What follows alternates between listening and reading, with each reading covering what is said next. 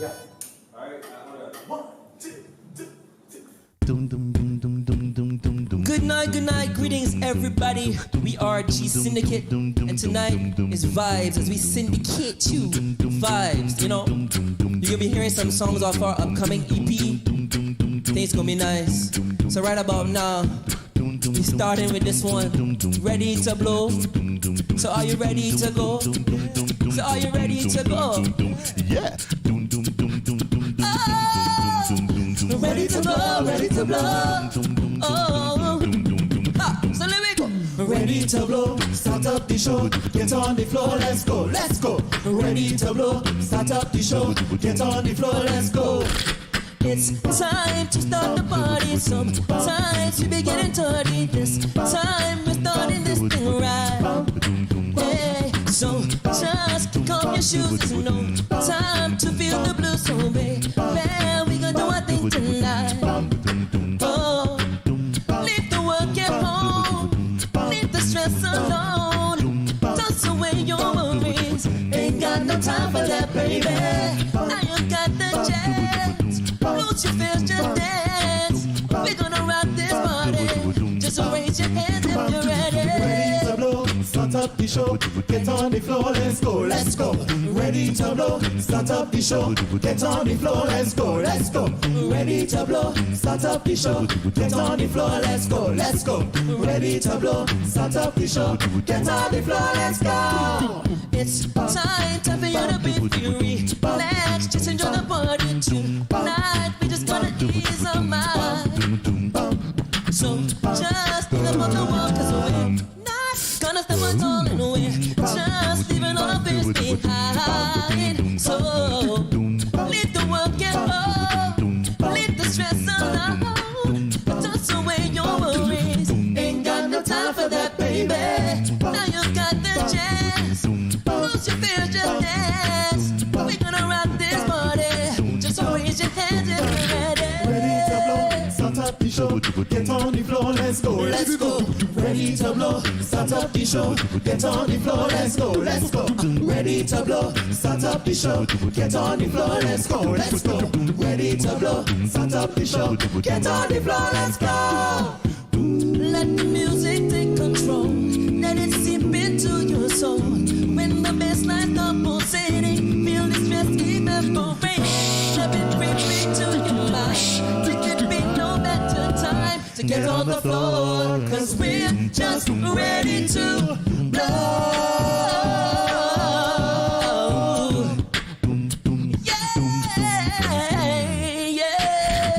Ready to blow, start up the show. Ladies and gentlemen, Mark on the trombone. Start up the show, get on the floor, let's go, let's go. Ready to blow, start up the show, get on the floor, let's go, let's go. Ready to blow, start up the show, get on the floor, let's go, let's go. Ready to blow, start up the show, get on the floor, let's go, let's go. Ready to blow, start up the show, get on the floor, let's go, let's go. Ready to blow, start up the show, get on the floor, let's go, let's go. Give it up for Mark, y'all. So let me go. Ready to blow, start up the show, get on the floor, let's go, let's go. Ready to blow. Ready to blow, start up the show, get on the floor, let's go, let's go. Ready to blow, start up the show, get on the floor, let's go, let's go. Ready to blow, start up the show, get on the floor, let's go. Ready to blow, start up the show, get on the floor, let's go, let's go. Ready to blow, start up the show, get on the floor, let's go, let's go. Ready to blow, start up the show, get on the floor, let's go, let's go. Ready to blow, start up the show, get on the floor, let's go.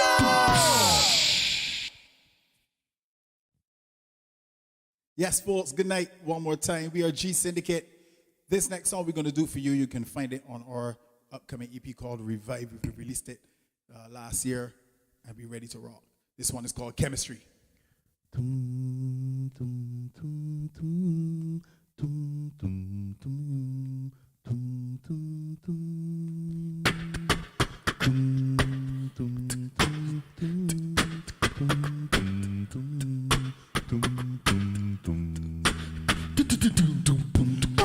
Hey girl, hey girl, Calico, the honey bar, good looking. The way how you moving, put me in a mood, I'm glad to see you. Your waistline on the baseline, so attractive, I wanna be a captive. I see a smile on your face now, so beautiful, I know you're original. So come wind up on me, I wanna see if you got good chemistry.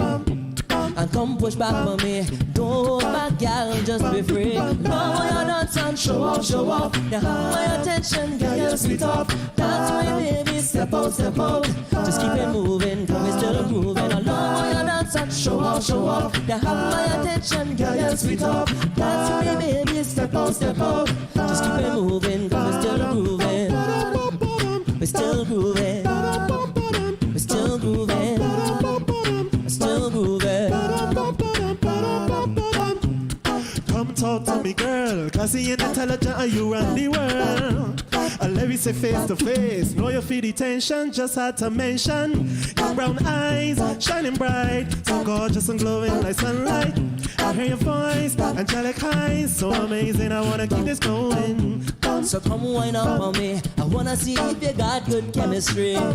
And come push back on me, don't hold back, gal, just be free. I know you're not son, show off, show off. You have my attention, gal, you're sweet off. Dance me, baby, step out, step out. Just keep it moving, cause it's still grooving. I know you're not son, show off, show off. You have my attention, gal, you're sweet off. Dance me, baby, step out, step out. Just keep it moving, cause it's still grooving. Still grooving. Still grooving. Still grooving. Hey, girl, I wanna take you home with me. And hey, girl, show you good energy, yeah. Hey, girl, I wanna treat you right, you see, you see, you see. Hey, girl, just the two of us. We can make it if we try, just the two of us. Just the two of us.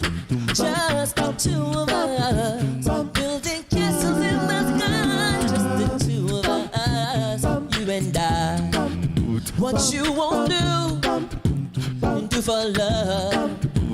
You try everything, but you won't give up. What you won't do for love. You try everything, but you won't give up. So come wind up on me, I wanna see if you got good chemistry. And come push back on me, don't hold back, gal, just be free. No, you're not son, show off, show off. You have my attention, girl, you're sweet off. Dance me, baby, step out, step out. Just keep it moving, come it's still grooving. No, you're not son, show off, show off. You have my attention, girl, you're sweet off. Dance me, baby, step out, step out. Just keep it moving, come it's still grooving. No, you're not son, Show off, show off. you have my attention, girl, you're sweet off. Dance me, baby, step out, step out. Just keep it moving, we're still moving. I know you're not son. Show off, show off. You have my attention. Dance with me, baby. Step out, step out. Just keep it moving, cause we're still grooving. We're still grooving. Still grooving. Still grooving. Yeah. The next selection is entitled Englishman in New York, a song made famous by Sting in the 80s. Hope you enjoy.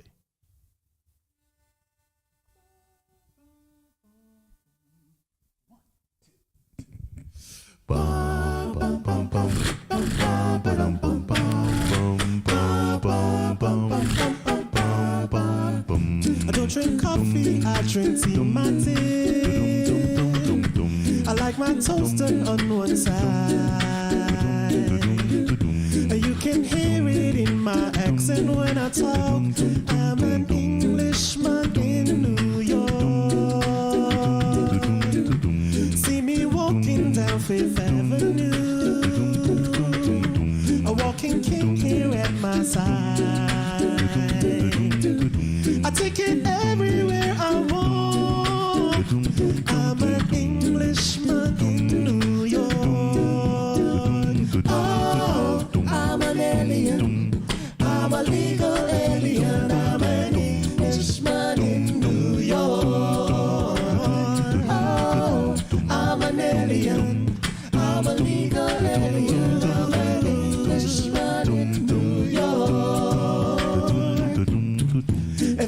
manners make it man, as someone said. He's a hero of the day.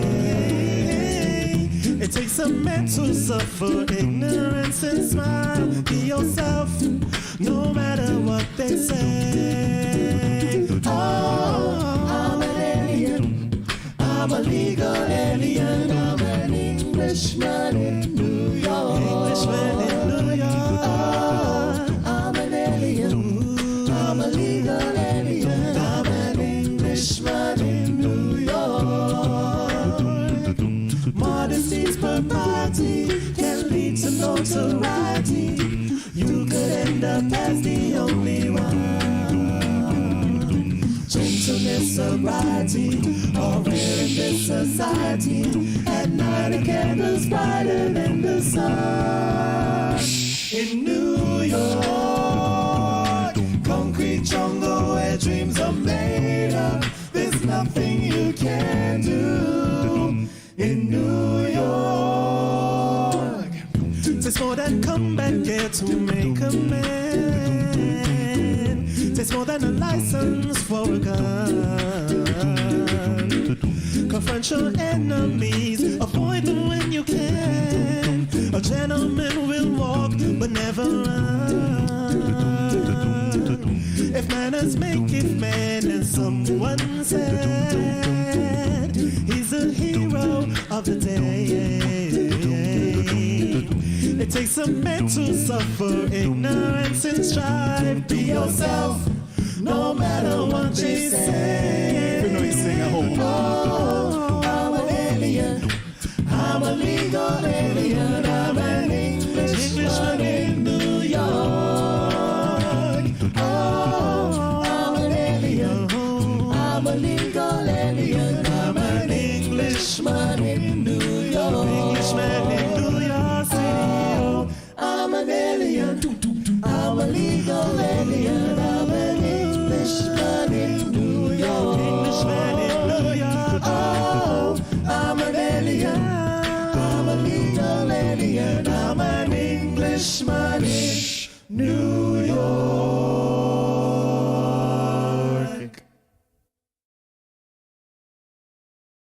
Now, growing up in the 90s, I would have loved these songs. I'm sure those of you that know them will love them as well. So we got two songs coming up for you. We got I Wanna Know by Joe and Someone to Love by John B. and Babyface.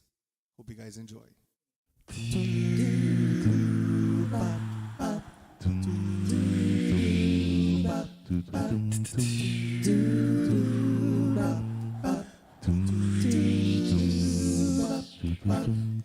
It's amazing how you knock me off my feet. Every time you come around me, I get weak. Oh. Nobody ever made me feel this way. No. You kiss my lips and then you take my breath away. So I wanna know what turns you on. Yeah, I wanna know. So I can be all that and more. And I'd like to know what makes you cry. Oh, so I can be the one to always make you smile. Girl, he never understood what you were with. No. And he never took the time to make it worse. Deserve more loving, girl. Baby, I'm the kind of man who shows consent. Yes, I do. Any way that I can please you, let me learn. So I wanna know what turns you on. Yeah, and I wanna know so I can be all that and more. And I'd like to know what makes you cry. Warning. What you are about to hear goes against traditional romantic counsel expressed by friends, family, and Instagram memes and quotes. Open-mindedness is advised.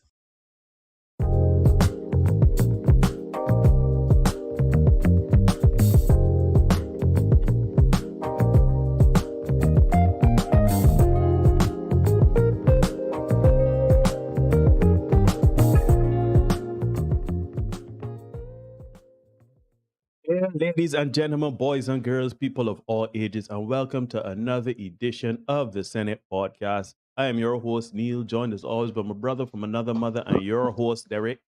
Here. And together we bring you another live stream of the Senate Podcast. How you doing, my brother? What's good? How? I know you start back the what?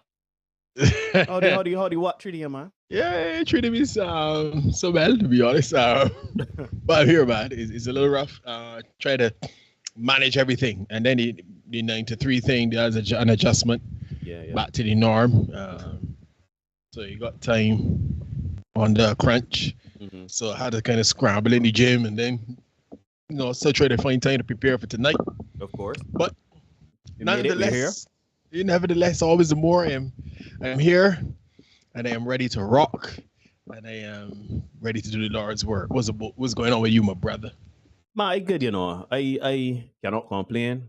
Things are looking up on a personal level, career level. Everything is doing well. I can't complain. I think it's a privilege to come and do this here every Tuesdays and Thursdays with you. It's a privilege for me to do this just in every Monday at 8, and it's a privilege for me to do Bad Movie Crew with my brother Mark Moore. So I am just privileged. I'm in a good space, just kind of seeing a lot of wildness in the streets. And I just chuckling. No, I'm in a very good place when it comes to doing this content because it's just funny, man. It's really entertaining. Some of the things we see as, and again, we don't seek this out.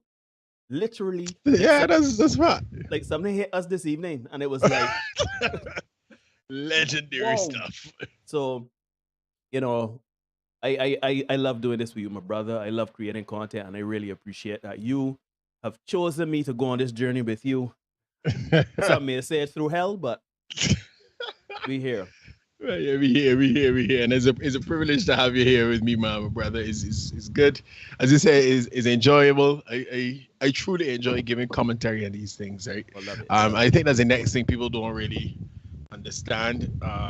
People think that we bring this from a place of malice, but that's not the case. We generally just giving commentary on the stuff that we see and hear out here in these streets. We ain't doing it different than what it's doing on Twitter, Facebook. Yeah. It's just that and to say that we got some special access to YouTube ain't even it. I mean, anybody could do it.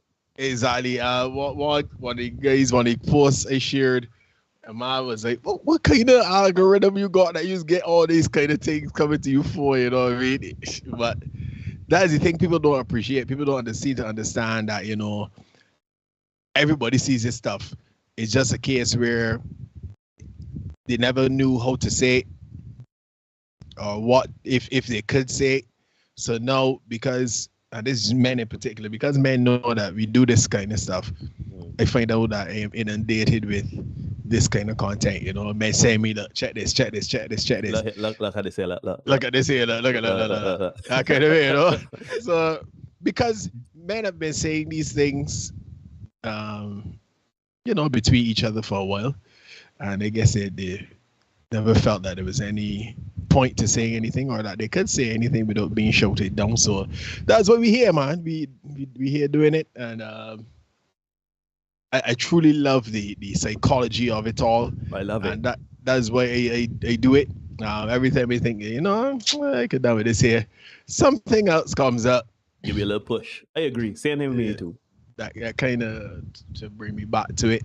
So it's always good to be able to come and give commentary. That's all we do, folks. We just give commentary. Hey, our opinion, man. At the end of the day, what I think is also very important to note is that you speak that men don't really speak up, but there are a lot of things being said. Particularly against the black man, that we as men, we don't bother to, even if we feel like what is being said is a misrepresentation of the facts or even outright foolishness or lies, men just feel like, as I said something, we can get roast. And, we've experienced that ourselves. We've taken our share of lumps, but you know what? I think that the mere fact that we are operating in some semblance of logic and truth, in logic and fact, I think that it is, I think I really do enjoy what we were saying, because if you really if you really use your logical thinking hat, you don't come from a place of looking for victimhood as currency or looking for a trend or looking to get likes and follows. Because don't feel like we're doing this for likes and follows. You know, we've been accused of that too, likes, follows, and shares. But no, we don't. If we could have found something else to do if he was looking for likes and shares and follows, because it's a struggle. Anyhow, just wanted to say that. Thank you very much for everybody that's joining us. Condex Papi, Hale, Rema, Tango, Fox. Greetings and salutations to the illustrious senators. Oh, Lord, a lot of syllables in that. Thank you very much, my brother. Thanks for joining us. Cherish in the house. Night, Cherish. I haven't seen you in a while, Cherish. But I ain't gonna talk your business here upon the people internet. Antisocial, good night. How everything going? Philip, good night. How you doing? Anyhow, before we get into it, y'all guys would have heard some sweet singing of some young gentlemen, 6 young gentlemen. They were singing in a virtual concert called Ready to Blow at the top of this program while everybody filed in and get accustomed, get seated, and get the popcorn ready. And that is G-Syndicate, the premier acapella group in the Western Hemisphere. Derek that is his baby. That is one of his children. Derek is going to speak a bit about G-Syndicate, Ready to Blow, the virtual concert, and how to find G-Syndicate and what's going on with them. Yeah, man. You can find us here on YouTube as always, G-Syndicate 6. That's our channel. You can find us on gsyndicate6.com as well. And you can also check us out on Facebook, Twitter. Yeah. That is G-Syndicate 6. And also on Instagram, G-Syndicate 6. But you got to be able to spell out the word 6. That shouldn't be a challenge for anybody in our audience. Shout out the guys, Kiomal, Vaden, Mark, Brett, and Hugh. Getting ready to crank out. We did a gig last Sunday. It was awesome. So that was good stuff. And outside, as the young people say. We outside, yeah. Yeah, outside. We getting ready to crank, man. We getting ready to crank. We released some music last week as well. And now we getting ready to move into more music to come out. So I look forward to that, man. Yeah, man. Yeah. So ladies and gentlemen, check out G-Syndicate. They're a very awesome group. I love them. They use only their voices, only their mouths. Well, not only their mouths, but only their voices to give you the what was the musical, the harmonies of music. Correct. And let everybody know how that's going. So check them out. Anyhow, ladies and gentlemen, you are indeed watching the Senate podcast. Remember to like, comment, share, subscribe, hit the notification bell so you don't miss anything. We do content for you 5 days a week, along with these live streams Tuesdays and Thursdays at 8 p.m. where we talk it straight, live stream. We don't dipsy doodle in this space. All business, all seriousness most of the time. And along with that, on Mondays, Wednesdays, and Fridays, we do the Senate shorts. Yesterday was a little ticklish for me. It was crazy, and then I started to feel a little sick. So you get the short today. I made up for it. You can get a short tomorrow. You can be back to the regular scheduled program. But check us out. Give us a like, a comment, a share. Share the content, people. Let me build this platform. Let me build this community and get the word out there. No. Good night, Carrie Ann. Good night, Aston. Thank you very much for joining, Dr. Kerry. I can't call her Carrie Ann anymore. That's Dr. Kerry. Our resident female misogynist. And we would like to thank everybody for joining us. Now, as I said, every Tuesdays and Thursdays, we come here on the Senate pod. Now you got to play the bumper clock.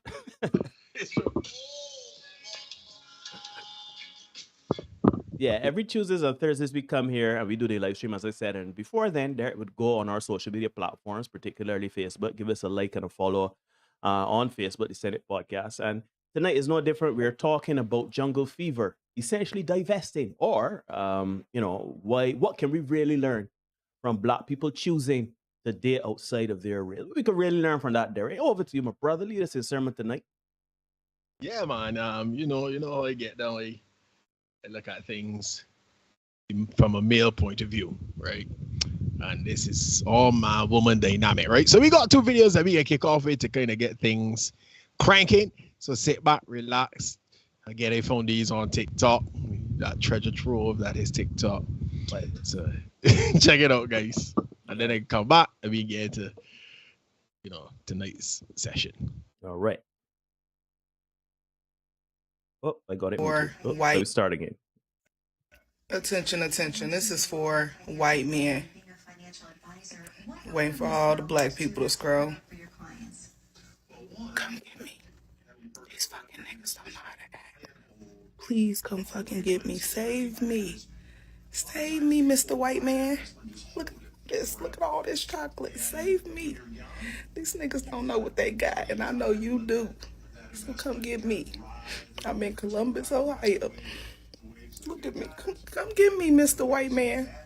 I'm playing for y'all team now. I took my last video down, but I'm not done. Attention, Mr. White Man. Mr. White Come Man. get me. You like black girls? Come like this black girl.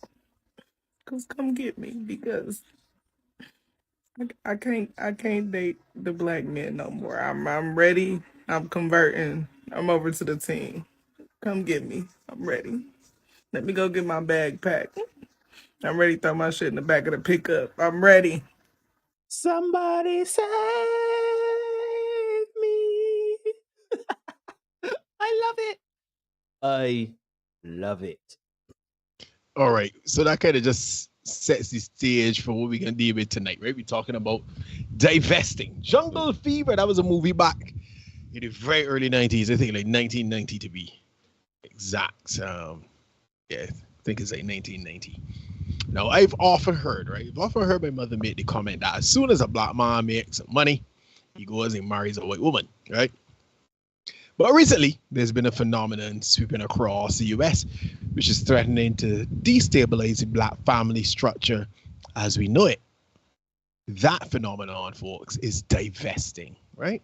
So, Neil, we get image number 1 on screen. Mm-hmm. Yeah. You are on screen, my brother.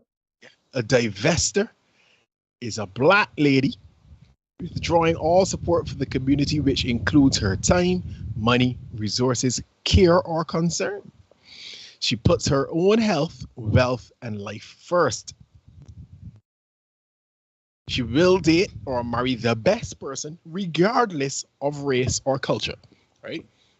She will only support people or causes that benefit her directly and respect her time and efforts, right? Sounds good, right? Mm-hmm. Sounds good. Now, God, brought that way, showed up with my son, man. Yeah, more and more women are choosing to divest, right? And date outside of their race.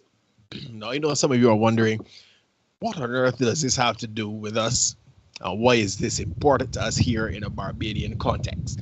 And at first glance, you may be right that it has very little to do with us here. But when we start to drill down, as we will over the next few minutes, we're going to see what the real issues are. Well, at least some of them. Yeah. You know what I mean? You can just, see it as men see it, right? Mm-hmm. So we can talk about what the real issues are from a man's perspective. And hopefully we can begin to have a discussion in an attempt to move forward together as a community, right? Again, we've always heard about the stuff that, that men have done for years, for time immemorial. So I won't be dwelling on those things. I'll be looking at the other stuff, the other side of the coin, if you want to call it that, right? So, the lovely ladies have come to the conclusion, gentlemen, that black men aren't worth the headache. They're moving on, right? Tony Norma had a song about that a couple years ago. Moving on. Yeah. On the flip side, and in response, black men too are choosing to date outside their race, and very often to date non-American women, right? And this has given rise to what's being labeled now as the passport bros, right? Say I be in these streets, right? And it seems as if the men are having great success in places like South America and the Philippines, right? There are a lot of guys now making videos and encouraging other men to follow them to the aforementioned countries in an attempt to find a partner or a wife, right? However, it seems as if the lovely ladies are not as successful as their male counterparts when it comes to divesting. So now there's a problem with these men choosing not to deal with them anymore, which I find very interesting because for years, many black women have sung the same chorus that they don't need a man, right? So it seems as if there are a few challenges for the ladies which are hindering their efforts. And I want to get into those challenges This is me helping you out, ladies. Just providing a little bit of insight so that you can understand what's going on. If you happen to be listening to this, this is what's happening, right? Now, here in Barbados, we rarely divest. We rarely divest. I had a friend who said that apartheid was packaged here and sent to South Africa. That's another story for another time. But here in Barbados, we rarely divest. But we do go and get a partner from a neighboring island, right? Kevin here, I'm glad you brought that call. Kevin here says, Kevin now asks, is this going to relate to Bajan men choosing non-Bajan women as well? With 2 question marks? Brother man, I got you covered. You got one covered. Wipe your bro, Kevin. I got you covered, buddy. I got you covered.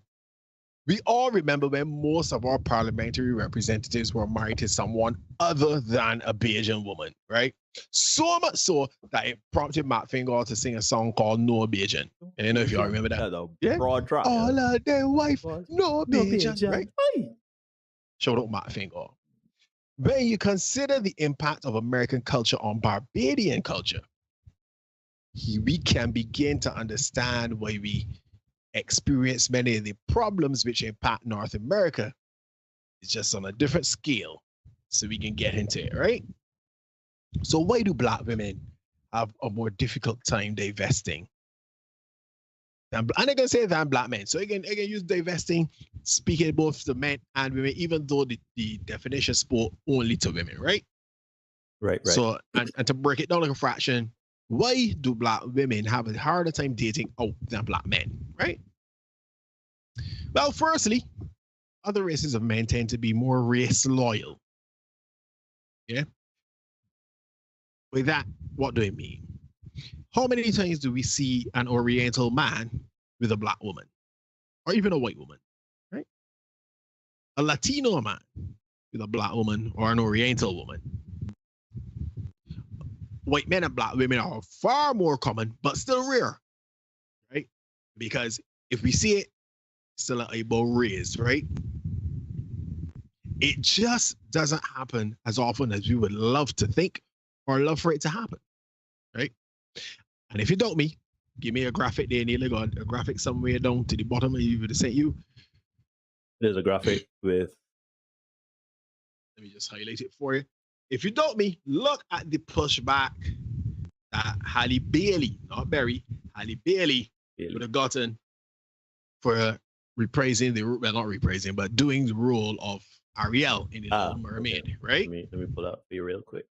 And let's see what this person has to say. And this was on Ches Charday's channel. She posted this. They said, must really suck being a divester in the wake of this Ariel controversy.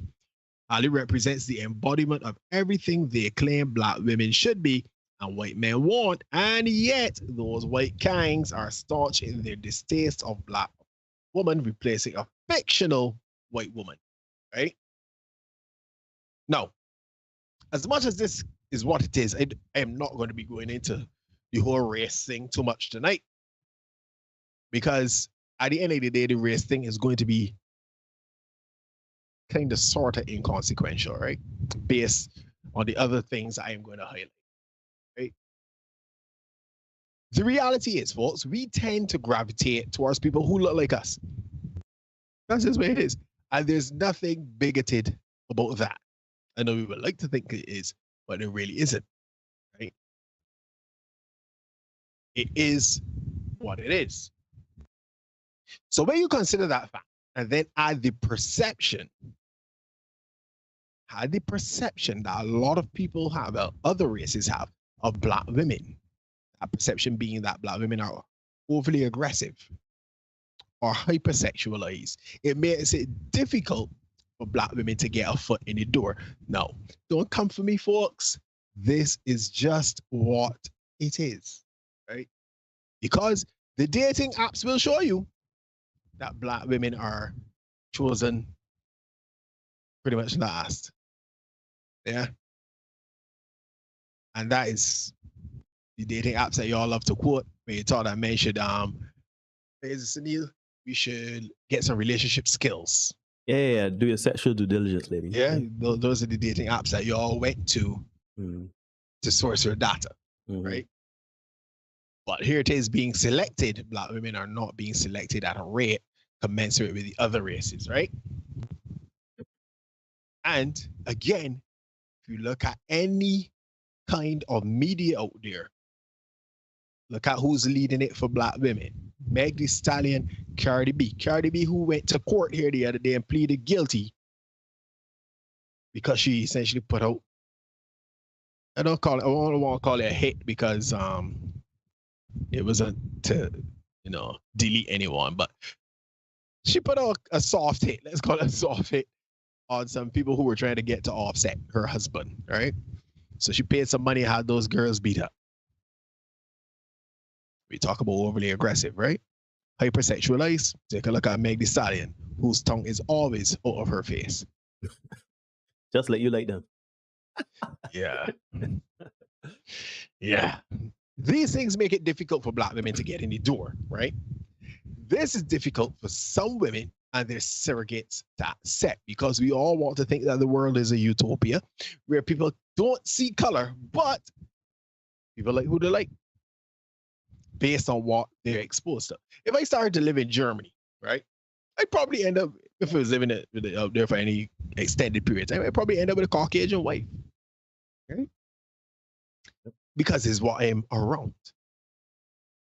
And we can't be upset with people for liking what they like, especially if we are wanting people to choose us over their own people. Let's check out this clip with a TikToker who made a post about a Caucasian man who went on 50 dates in 50 states.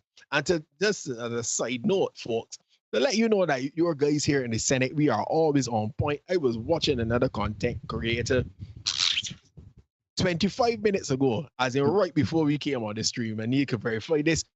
The clip we are going to show you, that content creator, one of my favorite content creators, was talking about that clip. So we gonna watch that clip right now, right? And they had this all prepared before we even came here, right? So let's check it out. Guy has made a show of going on a date with a woman from every state. And let me just show you why he's getting a lot of hate.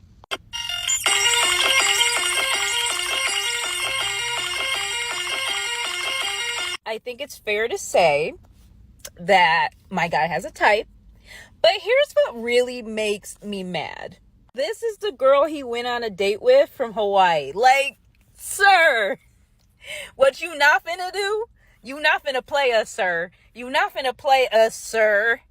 Then this is the girl he went on a date with from New Mexico, who is actually, if you look on her Instagram, from Long Island. So, sir, if you have a type, you didn't even have to go across 50 states for that. Like, you really just dated the same girl in every single state. Like, where is the seasoning? Let me know y'all thoughts in the comments, because I'm feeling like this was unnecessary. Oh, I love it. I truly do. Ladies and gentlemen, you are watching the Senate podcast. Remember to get the likes up. Like people. Price of admission is a like. Indeed it is. So this black woman, folks, is upset about the fact that white men are choosing their own women. As amazing as that sounds, right? But it's also funny, not to cross you, but in every state, there is every kind of shade of person. I think it's very funny. And also consider when you look at the demographics of the United States, in that I think is 60% of the people in America are white. It's, like there's so many things that are wrong with what she's insinuating there. You know what I mean? And when it goes the other way, when it is, if that was a black woman, and she had gone across 50 states and gone on 50 dates, and she had chosen all black men, sorry. You think white people would have cared? You think the Caucasian group would say, oh, we feel left out? No. And further to that, if she was a black woman that had chosen all white men, or shoot, 30 out of the 50 were white men.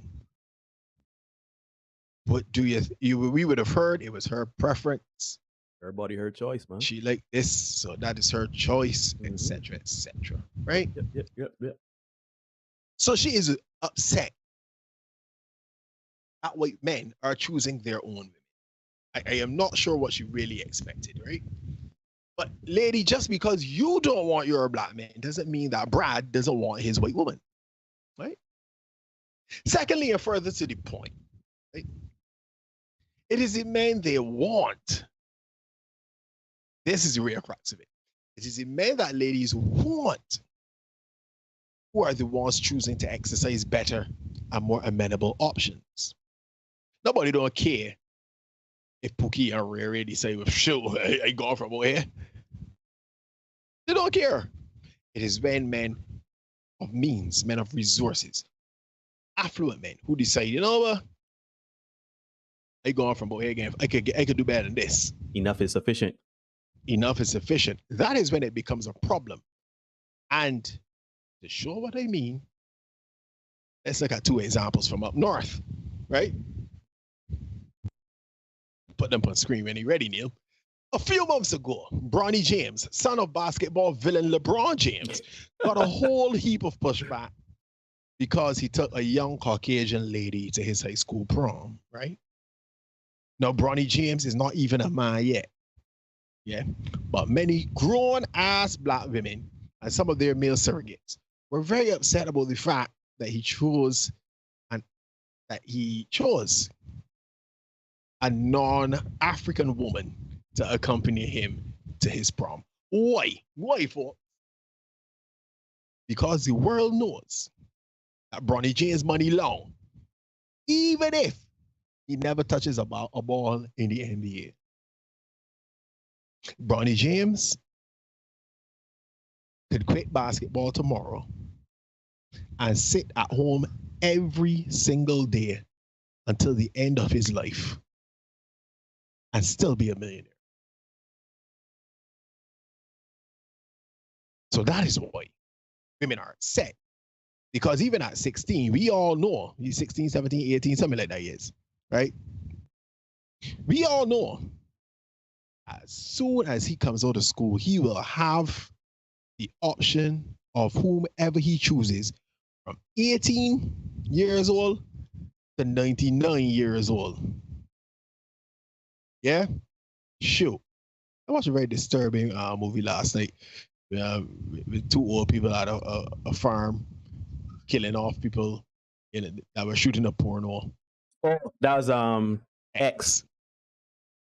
And watching two geriatrics attempt to have populations is really not good for your for your psyche at night. You know what I mean?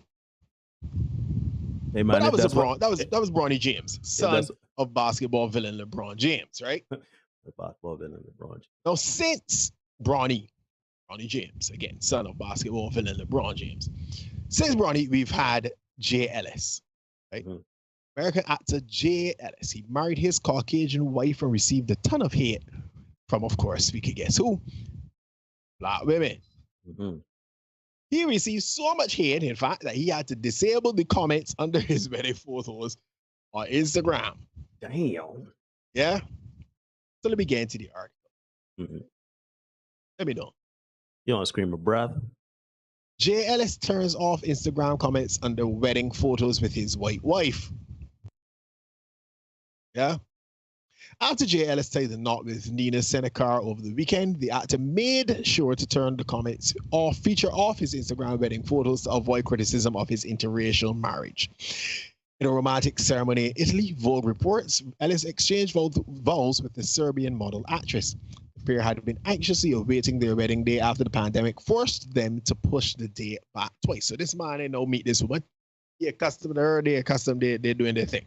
The Top Gun Maverick star started dating the model in 2015 after their mutual friend, Tony Mancilla, who ended up getting ordained so he could officiate the couple's wedding, introduced them.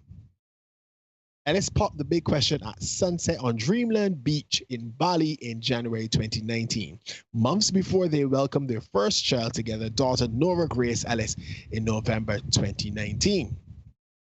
The pair had plans of eloping in 2020, but the pandemic had other ideas. Their wedding was a hit, and the newlyweds are still over the moon about how well their families got along. We come from two completely different sides of the world. different cultures and backgrounds. And it was magical to see how all of that got mixed together in such a beautiful and spontaneous way with the people we love the most, Seneca said of the big day. And that is important, folks. Different cultures, different backgrounds, different sides of the world. But they're able to make it work. Why? Because this guy is artsy. Yeah? This guy is a little...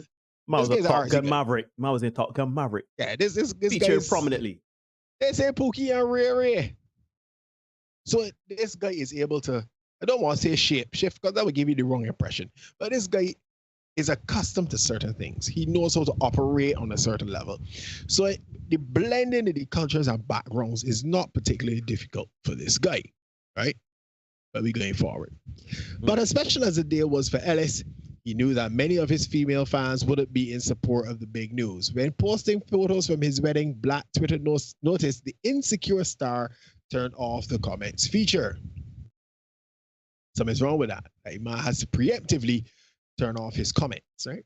Mm-hmm. So somebody says, we can note her name. Won't repeat that for the interwebs. Y'all harassing Jay Ellis on his Instagram photos of his wedding just because he married a white woman is a little gross for me. She doesn't deserve that, and neither does he. Somebody says, I respect Jay Ellis turning off his comments. Bro proactively closed off a channel of disrespect that could be aimed at him, his wife, and his happiness. Protect your peace. And on that, gentlemen, I will definitely endorse protect your peace. Mm-hmm. Others even pointed out the different responses Black male celebrities who date white women receive compared to Black women celebrities who date white men. And I talked about that a couple minutes ago. This person says, y'all bothering Jay Ellis on his IG is weird. I'm sorry. He's never said anything bad about Black women, so who cares? Y'all don't know that man. Indeed. Somebody else says, now y'all trying to drag Jay Ellis, but didn't have the same energy for Quinta and her white partner. So Black women can date outside their race, excuse me, and it's fine, but you're all dragging a Black man for doing the same thing and the math not mathing. Shout out Ghost Pepper if he isn't here tonight. Excuse me. Since finding fame on Insecure, Ellis has been subjected to criticism from his fans who take issue with his interracial relationship. In 2017, Ellis opened up on the Breakfast Club about his love life and said his relationship with Seneca is what keeps him happy outside of his acting career. I think for me, we give so much of ourselves in what we do, no matter what side of the industry we're on. So for me, a relationship for me is probably the most important thing I think two people can have. Right? Completely agree, my brother. Put 14 on screen for me, Neil. 14 is which one? I can look real quick. I believe here we have two young men. I can talk in the meantime. Here we have two young men who get 15 too, right? Who have expressed no ill will towards Black women, but still they received a whole lot of backlash because of their preference. Ronnie went on a date. He didn't get married, but he got roasted, right? Jay Ellis couldn't even share the pics of his special day with his family, friends, and fans and let them enjoy the post. Someone we heard mentioned on the flip side, Quinta Brunson, who's probably on screen right now, 14, that's right? Yeah. She got no support for her choice in husband and partner. And allow me to extend that out to acknowledge Serena Williams and her marriage to Alexis Ohanian of Reddit fame, right? It seems to be a case of rules for me. Well, sorry, rules for thee, but not for me. To quote my boy Obsidian, right? But we did something on this already, man. The goose and the gander, man. What's good for the goose is not good for the gander, man. Yeah, man. Be on it. We've been on it. Remember that episode. Be on it. Shout out season 1. Shout out season 1. We cool with Black women dating out, but when Black men do it, there's a hue and cry. At least that's what it seems to be. But we gonna move on, right? One of the biggest challenges many women face, and again, I gotta do this for the not all police. Many, not all. One of the biggest challenges many women face is they believe that Black men exist to serve them, even if they get nothing in return. Yeah, sure. Let me get Keisha there. Yeah. So the next clip we're going to show you encapsulates exactly what I mean. So allow me to give you a bit of background context while Neil cues that up, right? Stacey Abrams is campaigning to be governor in Georgia again, right? She ran in 2016 or 18, something like that, right? And in order to really cement her selection, she's behind in all the polls, but in order to cement her selection, she needs the votes of black men. Unfortunately for Miss Abrams, many black men are now being prudent, or rather more prudent with their votes. And some are even going over to the Republican Party, which is kind of unprecedented for black people. But they are doing that because they haven't received adequate representation from the Democratic Party, right? So let's hear what Tiffany Cross has to say about this. She does a thing called the Cross Connection. Cross Connection, right? That's her program. Let's hear what she has to say about black men leaving the Democratic Party or changing their vote to the Republican Party. I will say, you know, a lot of black men sometimes feel like they're ignored or they're put down, particularly sometimes even by black women in the media. So this is not that. But I do hear Roland's point that felt ignored. But you feel ignored and then you go over to the other side. The oppressed feel oppressed. So then you go and try to align with the oppressor. So I'm not putting black men down, but sometimes it's like, well, some of you Kevin Samuels following Tariq Nasheed quoting people, please look at the truth and see what's happening and get in line with some of the black women. Is majority, like he said, vote Democrat, but that margin of people who can be plucked away from your people and go advance policies that harm your people, I just don't understand that. Should Kevin Samuels do you? What he gonna do with it? I don't know. I don't know. Kevin catches strays even in death. She's on bread. Watch yourself, brother. We might catch strays. So there we have it, folks. The Miss Cross's mind that they should vote Democrat because their women are voting Democrat, right? And as she said, they should get in line with their women, even though it doesn't really benefit them in any way, right? Let's have another a look at another video, Neil. This lady, use lady in this loosest terms here, she isn't as demure as Miss Cross, as she's not talking about any politics or anything like that, but her message is the same. Do for me even there, though there's no reciprocation, right? Let's hear what she has to say. When men are like, if I'm paying all the bills, then you should at least be cooking and cleaning the house. I should come home to a meal. Motherfucker, if I wasn't here, you would still be paying the bills. The things that you do that you consider is for our marriage, you would be doing if you were single. Okay? When you get benefits from your job, I don't really get those benefits. You do. If I left right here, you would still get those benefits. I wouldn't. Your check don't come to me. So therefore, I don't give a damn about how much you work. Because you was working before and you're going to be working after you met me. I don't care how much you work.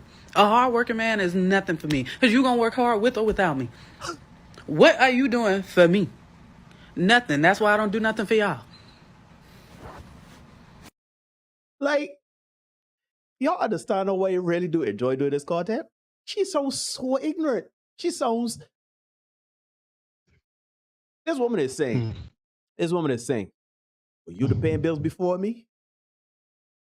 Yeah, continue. So continue paying bills.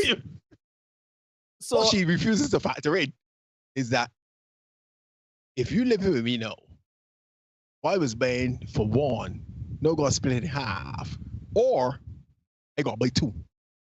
That's the part she's not. And the woman say, if you're married to somebody, your benefits ain't coming to me. I don't understand the thinking. Insane. Insane. That is inaccurate as it gets. Jeez, that is. Yo, I love this content. It just highlighting the stupid more and more. Anyhow. Yeah, and you see, cell phones got everybody as a content creator. Social media got people ignorant. I mean, this is saying about we, but I mean, shit. Yeah, that's fine. But we don't talk junk, right? Not like people that. just kind of take it out of the phone. I gotta air them out to see what they feel like. Right? Just for clicks, for likes, for views, right? For clout. Folks, in any relationship, personal or otherwise, you need to provide value to the other person. Otherwise, you become a barnacle, a parasite. Many women believe they should, many, not all, funny, not all, police, not all, not all, not all. Many women believe they should provide little to no value, but should still continue to have access to not just any man, but the pick of the litter. I hate to be the one to be the bearer of bad news. Do you? Not really. But it doesn't work that way. In order to get the partner you want, this is men and women, you will have to compete for them. You'll have to. We got a situation there that came to be a deal earlier this evening where a guy is competing for a woman. The woman is already in a relationship. She tells the other man that, yeah, this is my man and me and my man are cool, but the other man still trying the best. You know what I mean? Train. He is competing. You don't know how well, but he competing nonetheless. No, not a competition. And to that point, right? I think it's incumbent upon us as a channel that gives men advice, right? Men, do not dry bag. Do not dry bag, please. You can cover that in a short. You can cover that in a short because believe you me, there are wow, yeah. Woo. Yeah. You have to compete for your partner. So thinking that you don't have to do anything is a recipe to be all up here. Let me get Keisha. Play shit again, man. Play shit again. We ain't problem. That is a recipe for you to be all alone by your lonesome self. Just add water and stir. Instant loneliness. You have to provide value for somebody. And too many, not all, too many women think, I am the table. I just gotta turn it here and look cute. But hold on a minute. You know that is use tables, right? Is put things by tables. It is hold up things. You know what I mean? It bears weight. You eat on it. You draw on it. You write on it. But the table has a function still. Yeah, but some people don't want a function. They just want to turn up and say thanks if they feel it saying thanks. Well. They say thanks and not thanks, right? For sure. Another challenge, right? Some black women have in their attempt to have a positive relationship with black men at worst, or divest at best, is their inability to see past their disdain, and sometimes even hatred for black men, right? So we have a video of a lovely lady, and she's going to tell us why she chooses to divest. Hold on to your bonnet. Indeed. This is how I also further know the black community is dealing way too much in emotion and not reasoning. I told y'all I was divesting from black men. Gave y'all statistics over multiple videos. Multiple different black women from all different parts of life have all congregated in all those comment sections to concur and add their 2 cents in and their experience. I am too educated. I listen to black women. I have a reasoning brain that I can separate my emotions from. This is why I divest. Black men as a whole are failing. And rather than hold them accountable and force them to succeed at anything other than running their fucking mouth, y'all coddle and condone their failure. Make it make sense. I love, yo. She holding black men accountable for their failures. I dare, well, so we doing it, but I dare you all to hold black women accountable. I dare you all. I dare you all for their failures. I dare you all. Oh, I love it. She educated and she go on a blue bonnet. But now she lip gloss. And she could come and tell you. She lip black. And she could come and tell you that she educated and she divested because black men failing and we would not hold them accountable. But look at two of you, look. We hold them black women accountable. I mean, get, you know the rotisserie? 2 pigs with apples in the mouth in the rotisserie they saw, look. I love it. I love it. And there's one cry about double standards a lot. I love you. I so love it. Like, thank you, Blue Bonnet. Thanks. Blue Blur, man. Yeah. So to hear, I said Blue Bonnet, Coco the lawyer. To hear her tell it, black men serve no purpose. as she chose to divest, right? Now, I'm sort of based on what you guys just saw and heard, we can tell why she's only attracting a certain type of man. But Neil, I want you to run the next video for me so we can see her divestment, right? And in the meantime, everybody, we can get a drink of water. This is our water break because we are playing test match cricket tonight. So this is our water break. So while Neil runs the next video, you may have to mute it. While Neil runs that video, we can all take a sip of water. Don't take your eyes off the screen though, because you need to see this lady and her divestment, right? This is the same lady, Blue Bonnet? Yes, this is the same lady. Let's crack on, my brother. I love you, Derek. I really do. I really do. I really do. Just wanna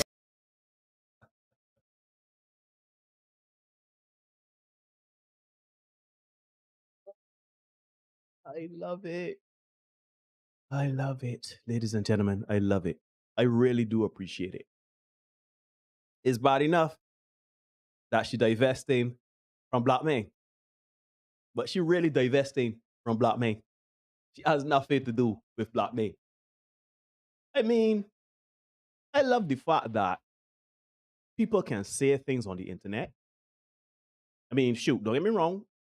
Earlier in this show, we talked about the privileges. I enjoy the privileges here with my brother that we get to talk on the internet. However, I love how some people could come and talk out one side of the mouth about how black men feeling. And you know what I mean? I thought we won't hold them accountable. Huh?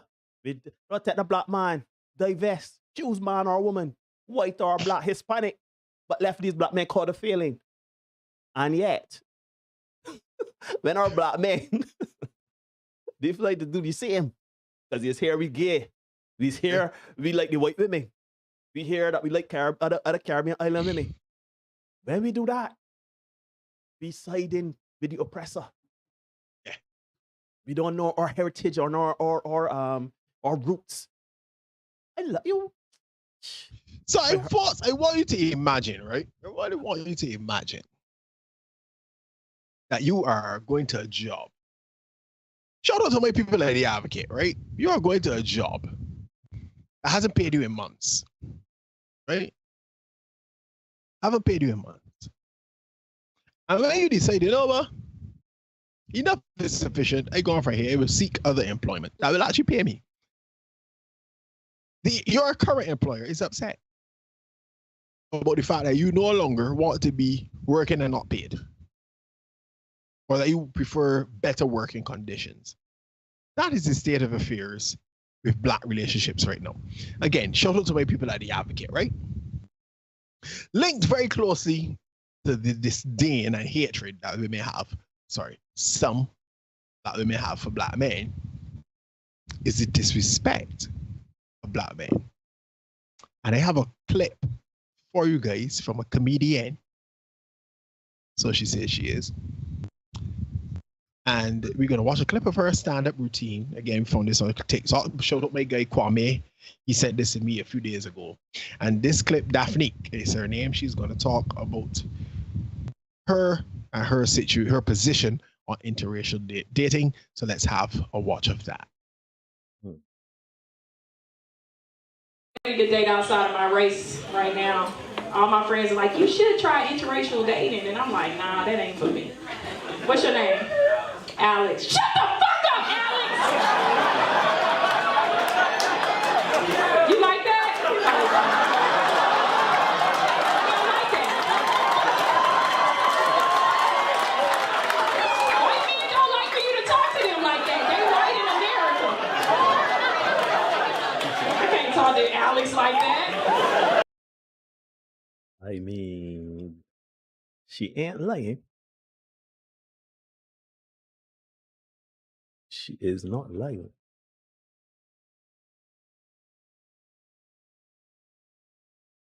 I want you folks to know that this is all unrehearsed. And Neil, I'm glad that you said you made that point that she's not lying. So we heard her comedy. And we saw Alex's reaction, right? The audience had a good chuckle. But Alex was clearly not impressed. He looked a little bit uncomfortable, right? What the audience missed, what most of you probably missed, was what Daphne was saying, even though it never really left her lips, right? She said a lot, even though she just made that one statement, right? To her mind, many women's minds, shoot, even to Neil's mind, because Neil's like, yeah, you ain't lying. And I'm sure many of you in the chat agree as well. This is the way to communicate with a black man. Here's the hurtful part about it. The part that's so hurtful. She knows that that particular kind of behavior is generally unacceptable, but she does it to black men. Yeah, bumper clap about this, so that.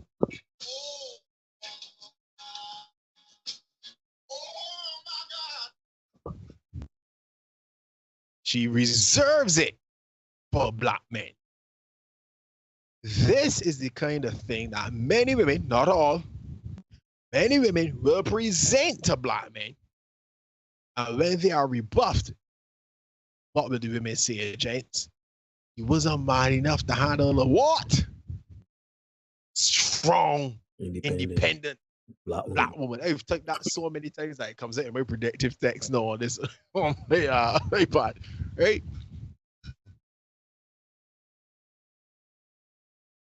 We got a screenshot I want you guys to look at. We look at this screenshot. Yeah, give me the up on screen there, so Neil, make sure that I with you. This is number 21. It should be. Let me see which one is number 21. Yes, it is. Yes, we are on the same page. You on screen. Good. And this lady says, I'm going to keep it all the way 100. To be honest, when I dated this white guy, it was on my best behavior. Didn't want to come off ghetto. Didn't want to seem uneducated or loud. So in a sense, I kind of submitted.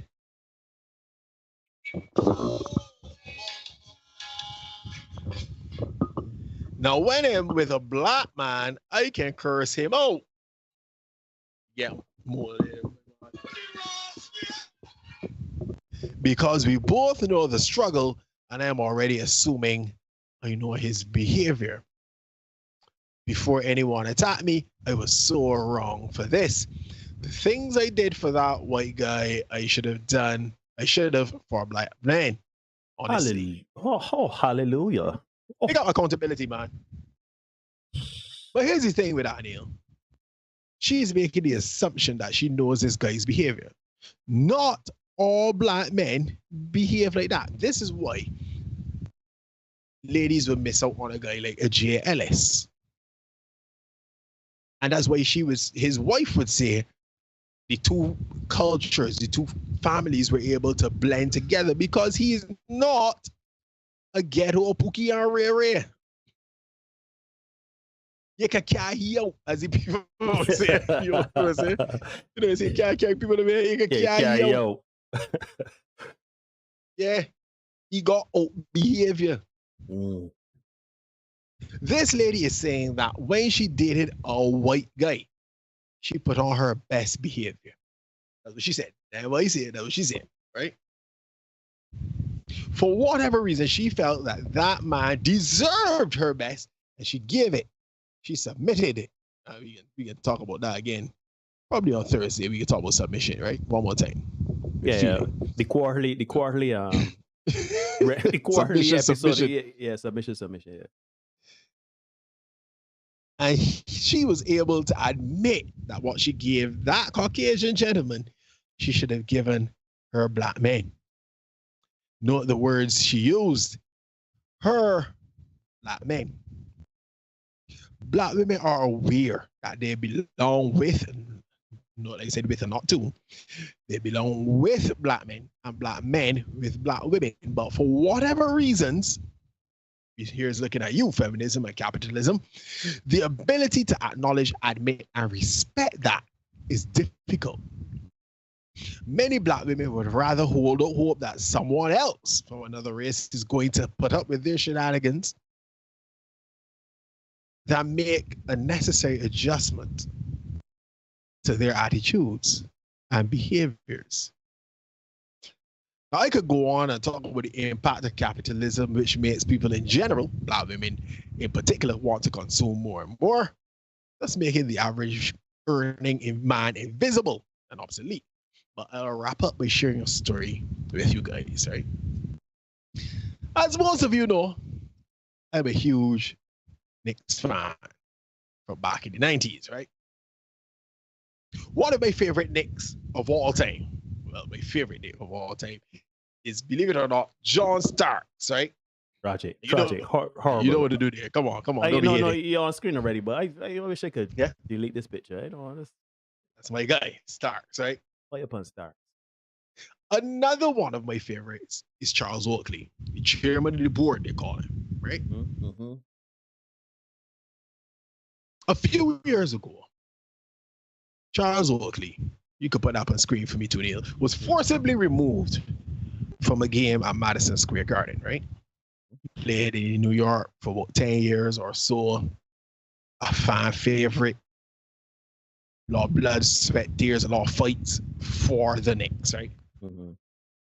Many people thought that his forcible ejection, would have deleterious effects on us being able to attract free agents to New York, right? And the thinking behind that was, if you can't treat your own people with some grace, love, and respect, you can't expect anybody else to want to come and be around you to endure the same treatment. If you can't treat your own people good, you certainly can't treat me, an outsider, good. Ladies and gentlemen, boys and girls, you are indeed watching the Senate podcast. Remember to like, comment, share, subscribe, hit the notification bell so you don't miss anything. Please like the content. Let us know how you're feeling about it and share the content, because we believe we have something to say, whether people want to hear it or not. Anyhow, you know, I truly love this topic, right? Because I see Justin. Well, shout out Kevin Hunt. First things first, shout out Kevin. Hope you're good, my brother. I see Justin Clark. Welcome, Justin Clark. I see he was saying something along the lines, and you can read it when you get into the chat. But he was saying something along the lines that that woman treated that white man well because she believes that he is better than her. Sure, we could go along with that psychology, but I actually don't agree. I actually think that is a case where Black people understand how to communicate with each other. A part of our communication, good, bad, or indifferent, is to get loud, to get expressive, use colorful language, use some euphemisms. You know, shoot, how dare I myself communicate with one another? I will not communicate with a Brad or a Chad, right? Because you know it's a different lingo, slang, everything like that, right? So I think it actually comes down to, and I like the fact that she used the word ghetto. I think people are well aware that their behavior is inappropriate. I understand expression. I'm not talking about expression because there's a time and place for everything. I'm not telling anybody how to dress. I'm not telling anybody how to speak. I'm not telling anybody what to do. However, there is a time and place for everything. The same way your white boyfriend or white husband is not giving you the attention that you desire, or he is not affording you the opportunity, the dates or everything that you want, right? You're not going to speak to him like how you would speak to like Derek or myself. You will not do that, right? We get cuss out. We get a proper cuss out. But even if you curse him out, you're going to curse him out in your best language, communication, expression, anything like that. Why? Because he's not of your culture. He is not of your race. He doesn't understand how he communicates. Because when Chad with Becky don't curse you out like that. You understand? Sure, they may say the same things, but there's a difference between saying, I do not appreciate what you did last week, versus, well, how did so-and-so, you could so-and-so, you're small so-and-so, this and that so-and-so. There's a difference between those two things. You can say the same thing, but you can express it different ways. So I think women, particularly Black women, are well aware. I think in all this red pill movement, in all of this, like feminism, simping, white knight, all of these terms, all these beta male, alpha male, all of this soup of terms, terminologies, and perspectives. I actually think that women are well aware of what is happening and what is going on and what they're saying. Good, bad, and indifferent.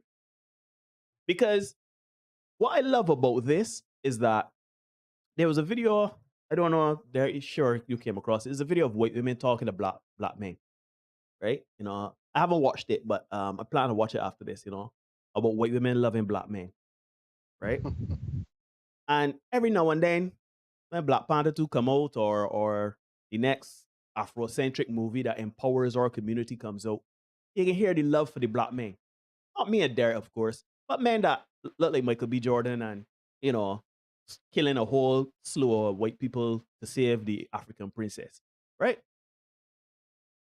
So I love the fact that in all of this, it is understood that we ain't taking up the bad. We ain't taking the bad up. We done with that. We done with that foolishness, right? Black men are not perfect. Hear it to Blue Bonnet, the Blue Blur. We are failing. And we agree with that. We can agree with that. We can agree that the black man has some work to do. There and I, we don't mix matters. We've said that before. The black men need to get that together in every metric. Education, fatherhood, parenthood, discernment, and who the pair bond with and to marry, work, everything. Personal health, hygiene, everything. There and I, we've spoken about this on so many occasions. However, it ain't like we out here doing nonsense and messing up. And women out here got the act together. Nowhere am I seeing the podcast where black women are coming to the aid of black men to say, well, this is how we should love our black men. This is how we should foster our black men. No, quite the opposite. What you could do for me. When I ain't got an education, so why should I choose you? We have covered it so many times in this space where a carpenter or a plumber would be carrying his woman to university. She would get her degree. And as soon as she started to swim in certain circles, she out and gone from the plumber man, the blue collar man, the man that out goes you. Right? There are so many metrics and so much data that we could bring to you. I don't want to hit one over the head from it, but by and large, there is no support between black men and black women. There's none. There's none. Right? Black men statistically showing you that we staying in black marriages, though, and we willing to try. Sure, infidelity, sure, abuse, sure, all of this, all of that. The small minority of those things. But overall, black men staying with the women, right? Are black women staying with the men? No. Why? Because we lack understanding of the strong, independent black woman. The strong, independent black woman that will come and tell you that she want a white man to come and pick her up. And, you know, if there's nothing wrong in a man wanting to feed you and take you out and carry you on dates or whatever like that, again, there's nothing wrong with that. But when you expect it at a commensurate rate that is your standard, then how is it working? Y'all want black men to lead. Y'all want black men to take charge. But when black men take charge and do things how they want when they're upset, we don't understand y'all. Sure, we got to communicate better. Sure, we got to go about doing our things a little better and stuff like that, express ourselves and stuff like that a little better. But by the same token, y'all can't come at this with this black man failing and there ain't nothing wrong with the black woman. You're divesting. And the thing is, I'll be honest and say this. I honestly don't care who anybody loves. If it's for love, you could go and love whoever you want. The only reason we'll say black women don't go and divest to white people is because we're going to confuse them with the ignorance that want to bring it to me. And I do not want like the attitude and the demeanor and stuff like that you all treat us with, the critique that you all bring to us. I don't want y'all care nobody else.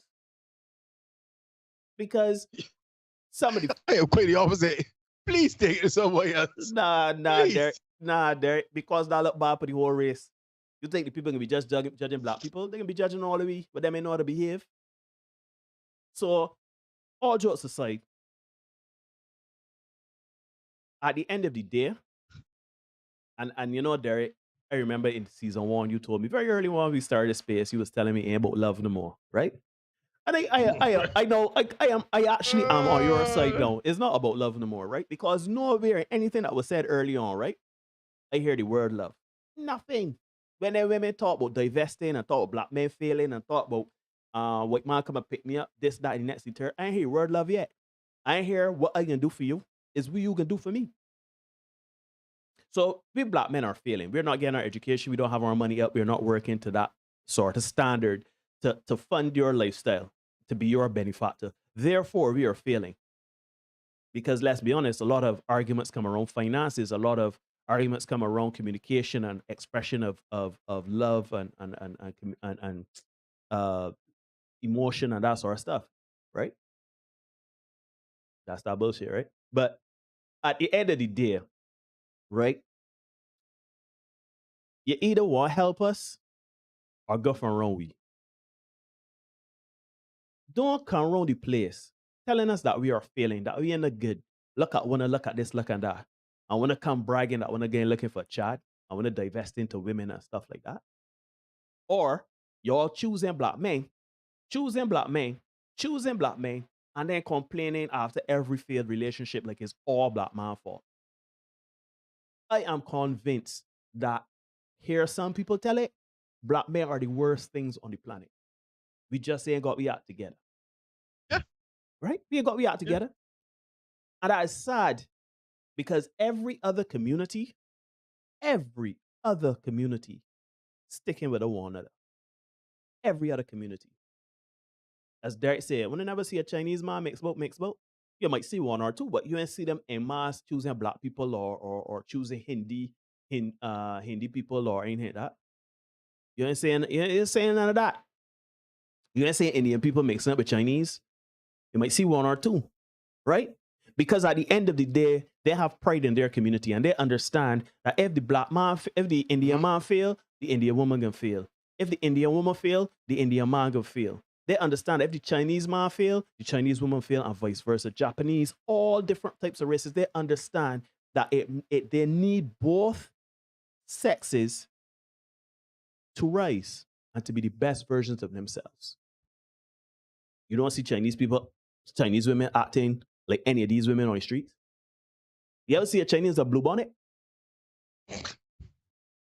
You ever see a Hindi woman and a Indian woman in a blue bonnet? Have you ever seen a white woman in a blue bonnet? But yet still, I live where I live. I got a path that's lead down to Spikestone for me, and I see them walk past my house in bonnets. I see it. At least I tell you, we move past it. There's a petticoat pull up on the armpit. Have we though? So. Have we? I hope so. I think it's just kind of a bonnet thing though.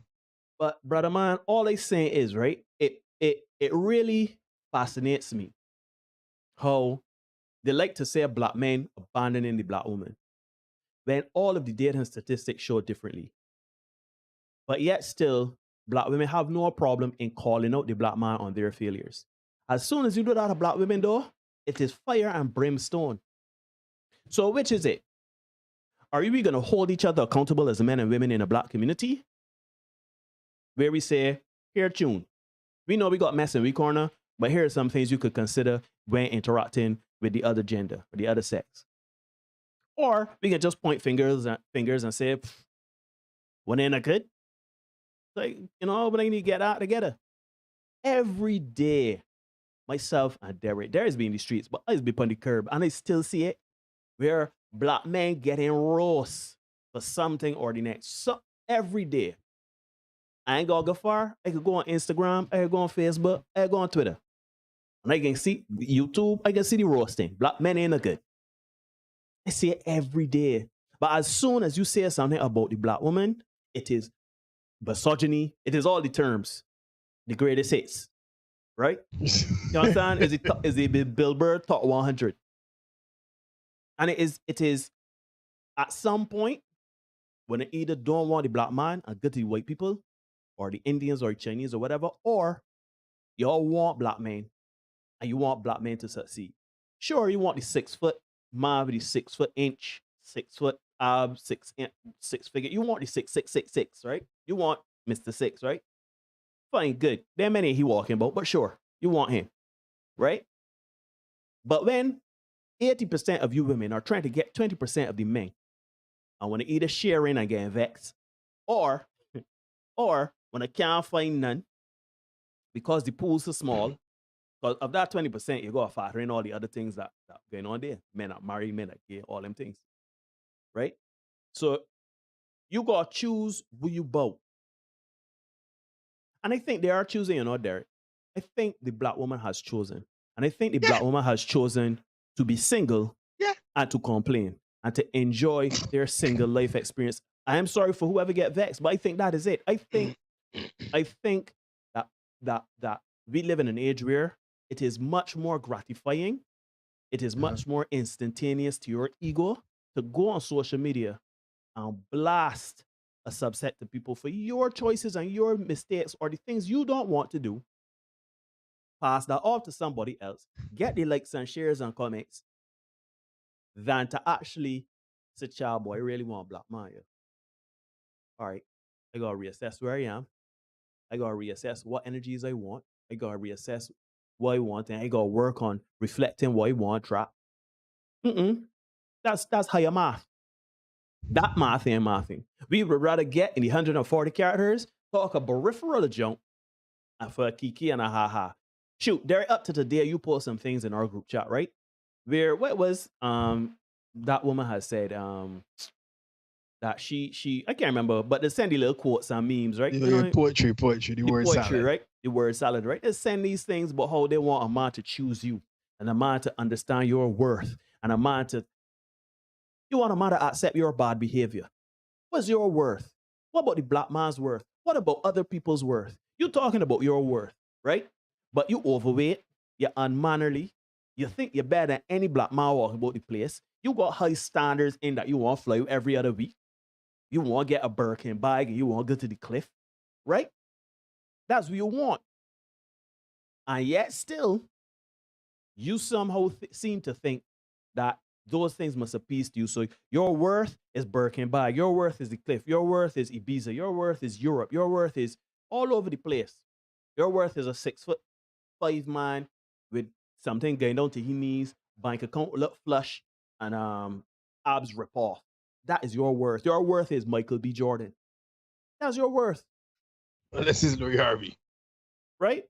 But consider. And please, Neil, don't mix up worth and price.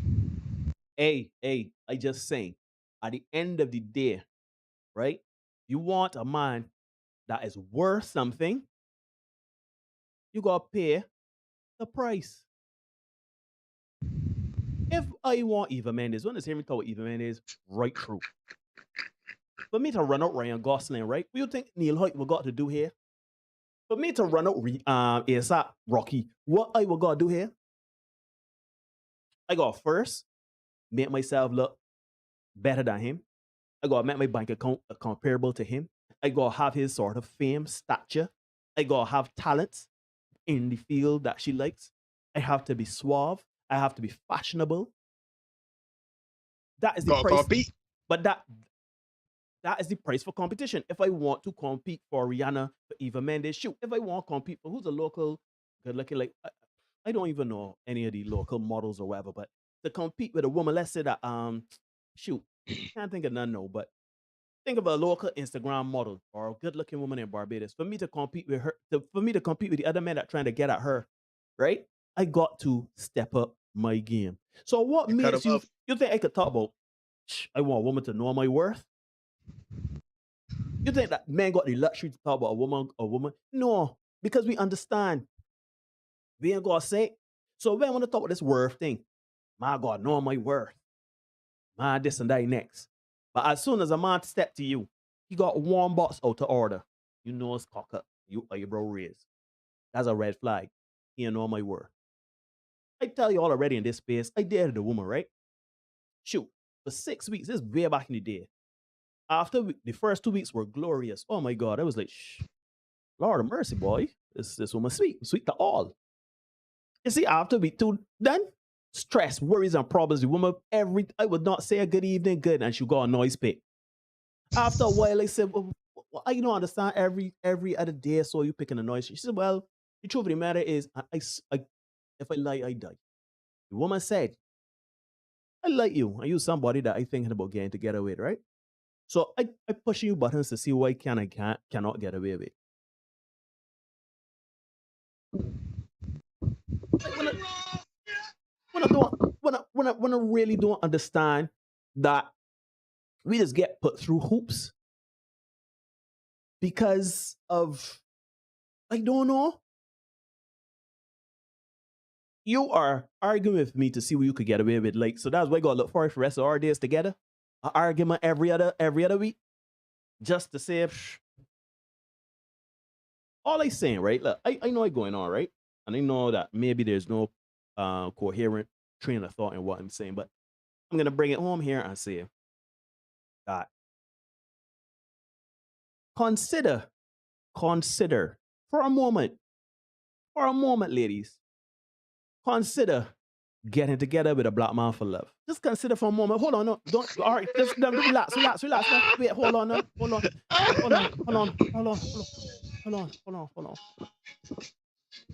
I watched a movie today, Thor: Love and Thunder, and not to spoil anything for anybody, but at the climax of it, essentially he defeated the bad guy with love. Tell me if I like that. I like. I don't want to spoil it for anybody. The man defeated the bad guy with I'm aware how it ends, even though I didn't watch it. Right? And you know, I was saying, all right, this cheesy, but at the end of the day, right? We gone so far. Was that your plane? Ain't nobody got time for that. But we so far off of the reservation now when it comes to this man-woman dynamic, right? And you know what was the end of it? At the end of it all, right? You know, at the end of it all, you just get divorced and hear that I don't love you anymore. These women has got a big laundry list of things. Mom must be able to do this, that, the next for me, this, that, the next. No loving involved. You ain't got to be a nice man or not. You just got things. Do things for me. Do something for me. And then when the divorce come at the 70, 80, 90% rate is, I don't love you anymore. As Blue Bonnet said, as the Bluebird said, make it make sense. Make it make sense. I hate that term, but let me make it make sense. So it's about love or ain't about love? Because if it ain't about love, then everything is fair again. What you vex with me if nobody ain't love nobody, what's the big issue then? You ain't getting your standards met, I ain't getting my standards met. I could divorce you when I feel like, you could divorce me when I feel like, then I happily ever after, or even a ever after. So what's the problem? Because at the root of it, women want love, but they want love through the root of things and experiences. It's a really fascinating thing to me. It's a fascinating thing to me, brother. So, what you're seeing nowadays is to kind of combat that is what they call now the dual mating strategy. That's what they call it in these circles. So a woman will marry you, right? Mm-hmm. And then you discover on her deathbed that she wants to sleep with the next. Who was her most physically compatible partner? Hard. You know what I'm saying? Hard. So she married you for security, right? But she really and truly loves somebody else, right? No. I thought about this only this evening as I was picking up some weights at the gym, right? It hit me as I was literally picking this up, right? Should we as men be upset about that? No, we shouldn't. You know why? Because I don't think we should. Men is married for security too. Men is married for stability too. That's what we do. When we say, will you marry me?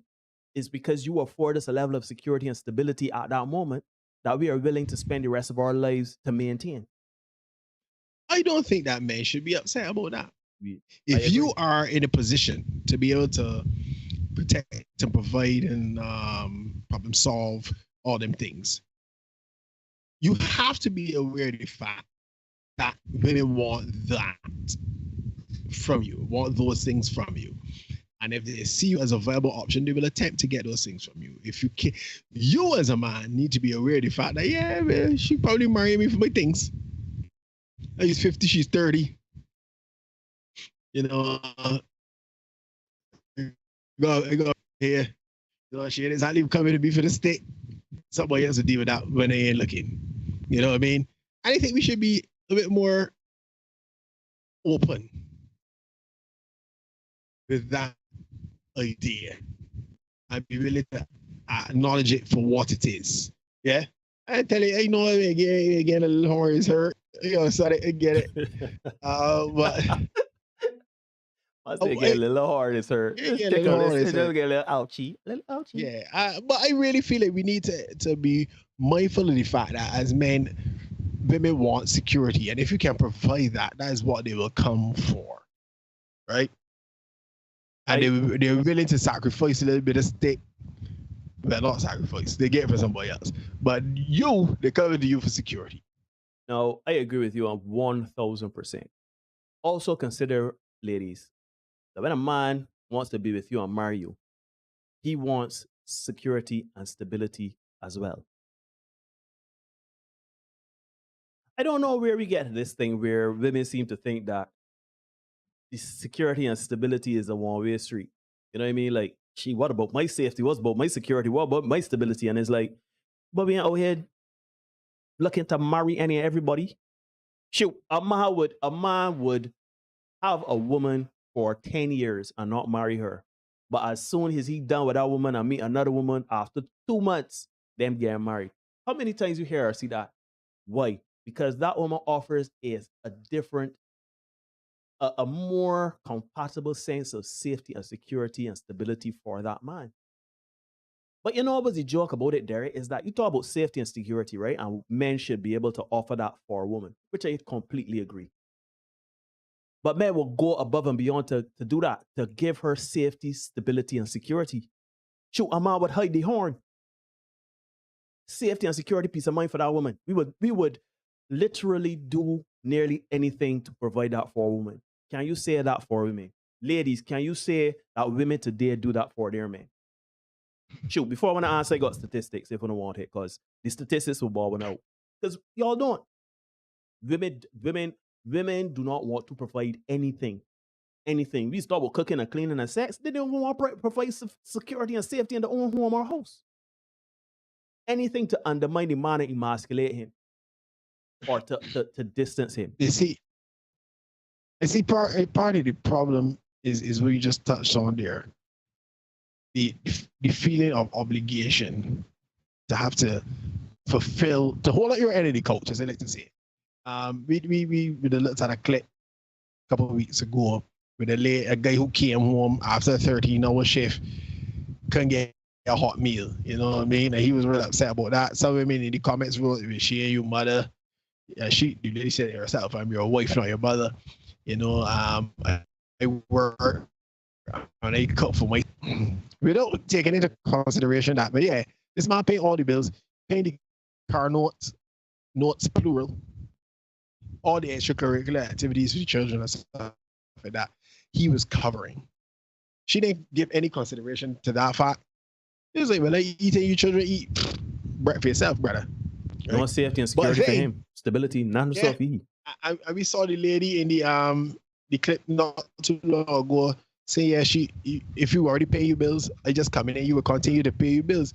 Without considering that when you come in to somebody's space, all of a sudden now the bills increase. The bills increase. But you want me to just come along and continue paying and without considering the fact that you are an extra mouth. You gave me nothing, you ain't doing nothing. You just here taking up current. And as you said, need the obligation. They don't want the obligation of having to feel like, well, yeah, I got to do something for somebody. You don't have to. This is 2022. You don't have to.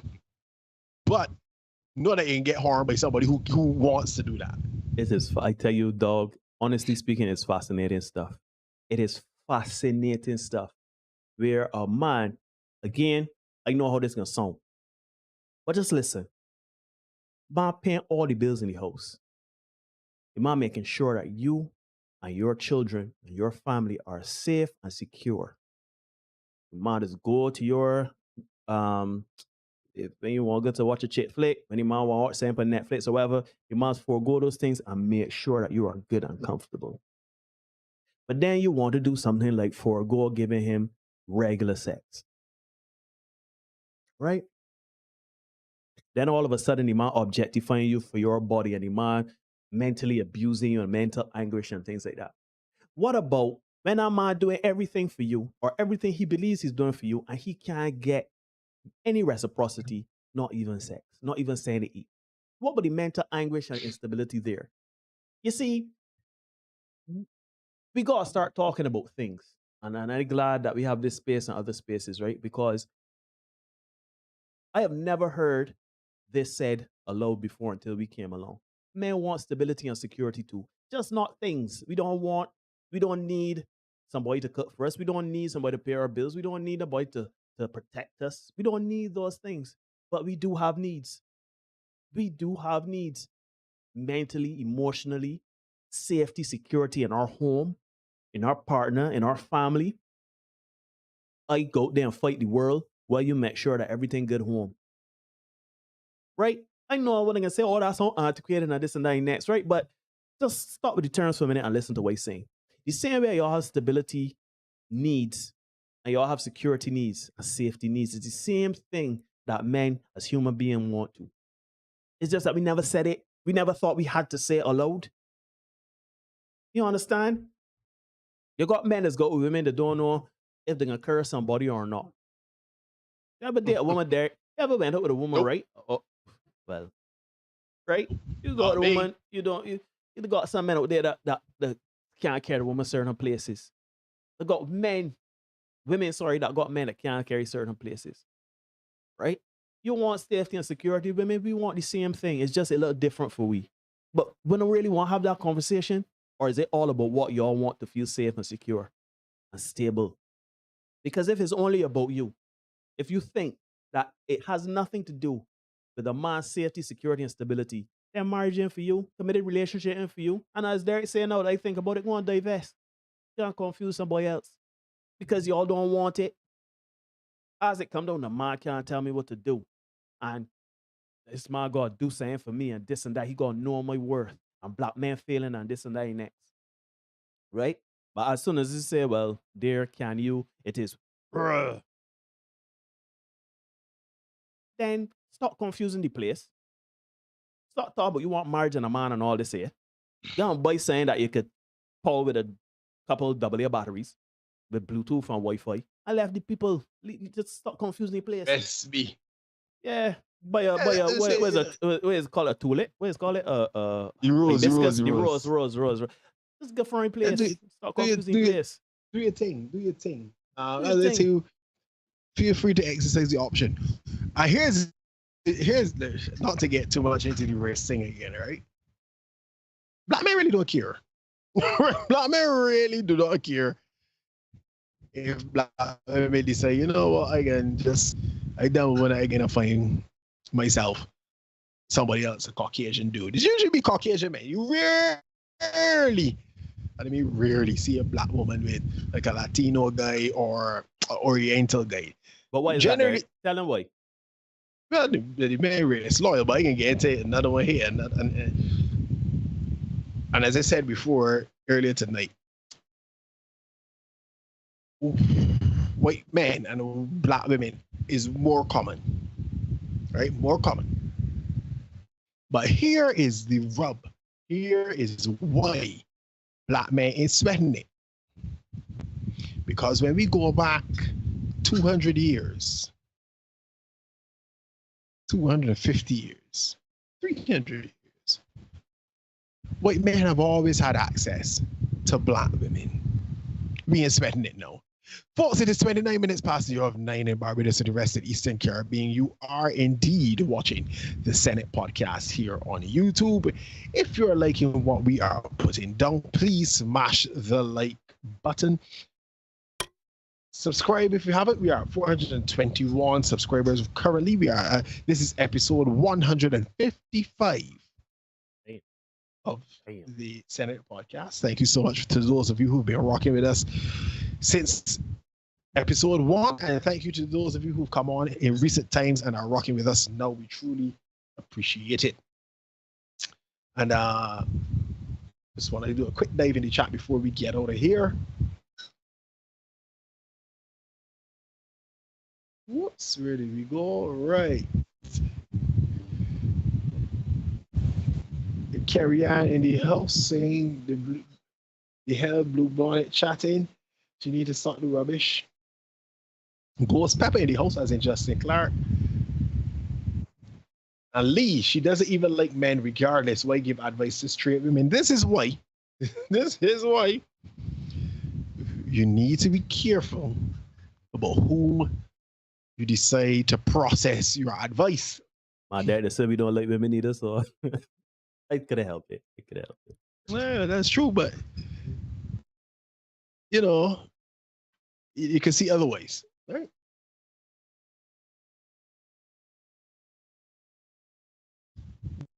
I'm a little late, but still here. Says Kevin, good to see you, my brother. Steve asked why she cosplaying for the white man.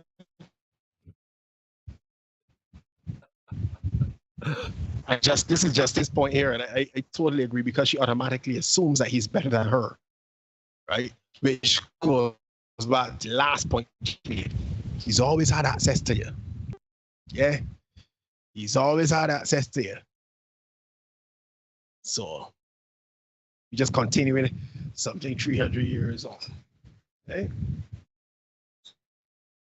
Carry on. Matt Brown saying that they're going to set a reminder for the submission conversation. It's going to be an interesting one, because, and it will be the last time that I talk about it. If I'm making a promise to myself that this will be the last thing. Yeah, right? it really isn't.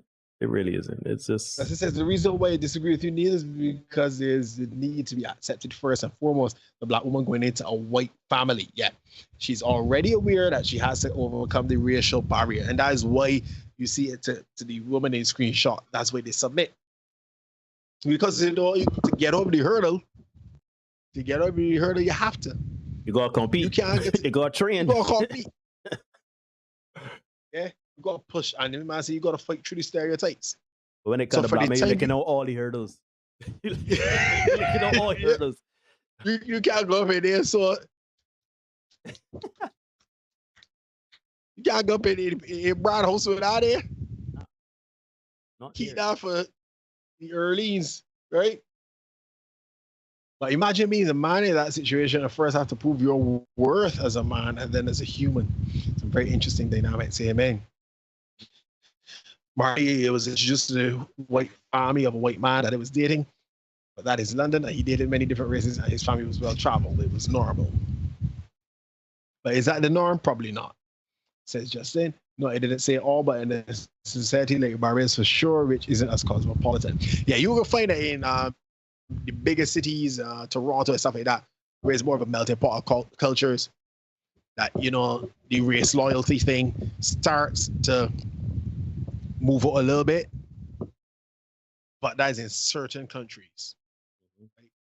But other places, it's still very much black to black, white to white kind of thing, right?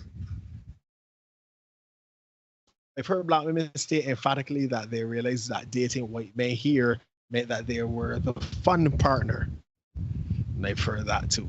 Yeah. When it came to marriage, the family already had a suitable match. Yeah, so you're here for a fun time, not a long time. Yeah. Aston, love is a pathology of the mind. Is that what was that? Is it what? A pathology of the mind. Matt Brown, I made drawings of women on social media. Would you like to guess who supports my post more? The local black women, foreign women of different races. Yeah, that is. I'd love to hear who Marley creators in Barbados get the worst deal. Indeed. I realize that men's check boxes are weighted and the weight shifts depending on the man, says Steve. Matt Brown, if you need, do it for the love. This is Chronics. Do it for the love, me not do it for the likes. Yeah, do it for the love, man. Come on, where is the love? The love, the love. Yeah. That only works if the other person is dealing in love too, huh? Just putting it out there. If you had a person coming for personal advancement, as I've told you several times, you know how that ends. On facts, on facts, on facts. Anti-social life. So you're saying that's as far I had in class as a typical immigrant. I actually find the same when I travel and do museums. I'm the one needle in the haystack unless I take someone with me. Yeah. Being a cultured guy is a little different. Yeah. Where you like different stuff is a little different. So you end up going to a lot of stuff by yourself, spending a lot of time by yourself. I've experienced that myself, to be honest. As you said, doing things like going to a museum, for example. Yeah, I would take my daughter with me or something like that. I've gone to several like jazz shows and stuff like that. I go by myself. You know, because who else you can take? You know? It could be a little bit lonely of a lonely existence, but stick it out, fellas. It's coming around. It's work out for you in the end, right? But you know, women would argue that this do the same. Women is good to them wine and cheese events, them painting events, them that's good at them events alone too. Just saying, man. I go alone. They may be going lonely. But that's another story for another time. Anyhow, Marty says, I'm not a maverick. I never fit in the box ever. It confuses people. She's not. She's a maverick. So you should probably look for her in Top Gun. But there's the top song. I said, she ain't objectifying the man for his wallet. You love it, the dirt, and the fear of sex, put it there. Or be content in solitude. There's nothing wrong with solitude. Antisocial, I can understand that. They said it a while ago to just find people who like to do the things they want, like, rather than asking for or trying to encourage adjustments. And this is what we talk about, consumption commonalities. I told you that he's break down these things for one. Yeah. We just break down these things for when they come here for the Tuesday and Thursday. Let me just talk the things straight so that we know what's going on and you see it more and more that we are telling you no lies. Yeah, don't come and confuse the players that you want love. But really and truly, you want just somebody to consume things, babe. You don't want to create nothing. And that's the thing. I realized that recently too. Right? You don't want to create nothing. You want to create. You don't want to create nothing. You just want to consume. You want somebody to go with a movie. With the same kind of movies, so we could go watch a movie together. We like Ninja Throwdown, so we get it out together. You know what I mean? You like facts. For example, if we going out, you know that I end up to hear Jerry die, you go find another man because they can't do that. You gonna hurry Sarah Frat, man. The Corona, man. Come on. Yeah, I can't do that. You know what I mean? Come on, dog. But the same talk, I asking you to come and go with me to the Nikki Jazz, for want of a better thing. I went down your speed. You prefer to be in a club. So you say don't vex your face, but you hold there. I try to enjoy the little music and the ambiance, and you just like miserable, like you got belly hurt. You know what I mean? It makes sense, can you? You can't somebody else. Look, you're about still. Oh dear. Yes, have you ever seen a locust build something? Your partner's supposed to make life easier on both sides. Make life easier. Correct. You sound real good, Lee. You sound like a woman that engaged. No. You saw you crossed the corner already. You saw.